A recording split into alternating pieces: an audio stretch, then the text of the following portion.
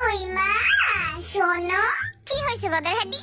আমি বিটিএস না মানে ভাত খামো, ভাত। না না, আপনি ভাত খাইবেন কেন? আপনি বিটিএস খান। কবে জানি একেবারে আমি ভর্তা বানায় বিটিএস করে খাওয়ায় দেই। মা চিত্তা যাও কেন? যা সর আমার সামনেতে।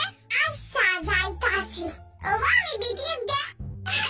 খালি বিটিএস আয়া করে মুখ দিয়া। না মা আমি ঘুমাইতে গেলাম। হ্যাঁ বদের হাড্ডি, তুই তো পাগল হইছস, এখন আমারও পাগল বানাইতাছস। যা সরতে। মা গো পাশের বাড়ির বিটিএস না মানে খালাই তোমারে ডাকে। যাও যাও খালার কাছে যাও।